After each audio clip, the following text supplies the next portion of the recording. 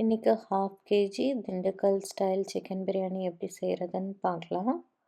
So இதுக்கு தேவையான பொருள் வந்து 1 இன்ச்சில் 10 பட்டை, 12 கிராம்பு, 1 அன்னாச்சிப்பூ, ஒரு 15 ஏலக்காய், 1 இன்ச்சில் 2 துண்டு இஞ்சி, அதுக்கப்புறம் 20 பல் பூண்டு, 4 பெரிய வெங்காயம், அதுக்கப்புறம் 12 பச்சை மிளகா, அதுக்கப்புறம் 1 கை புதினா, 1 கை கொத்தமல்லி எல்லாத்தையும் நல்லா வாஷ் பண்ணி எடுத்து வச்சுக்கோங்க.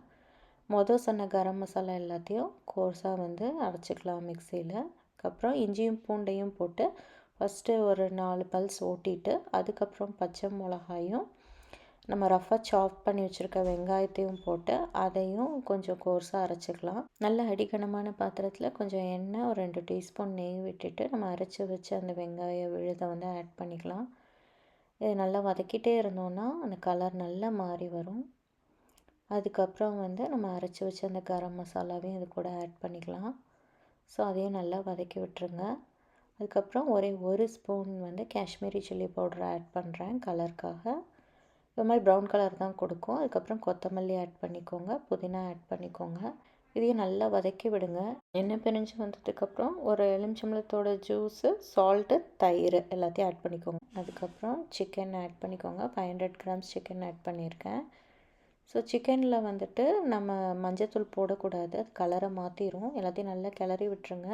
அரிசி 30 நிமிஷம் ஊறினதுனால 1 கப்பு அரிசிக்கு 1.5 கப்பு தண்ணி அளவு ஊற்றிக்கோங்க. நான் வந்து 450 கிராம் அரிசி எடுத்திருக்கேன். ஸோ ஒரு 4.5 கப்பு வச்சுக்கோங்க. ஸோ இதெல்லாத்தையும் நல்லா கலந்து விட்டுருங்க. தண்ணி நல்லா கொதிக்க விட்டு தான் அரிசியை ஆட் பண்ணணும். அதுக்கப்புறம் அரிசியும் தண்ணியும் கிட்டத்தட்ட சமமாக வரும். அரிசி மேலே தெரியும்.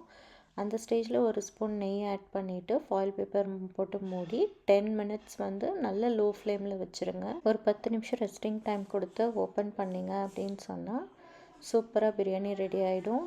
நல்ல உதிரி உதிரியாக இருக்கும் அண்ட் அடி பிடிக்காது. இதுக்கு நம்ம வந்து ஒரு 40 50 ml எண்ணெய் ஆட் பண்ணியிருக்கோம் அண்ட் ஒரு 3 டீஸ்பூன் மட்டும் நெய் ஆட் பண்ணியிருக்கோங்க. சூப்பராக ஒரு திண்டுக்கல் பிரியாணி ரெடி ஆகிடும். Hope you like the video. Thank you for வாட்சிங்.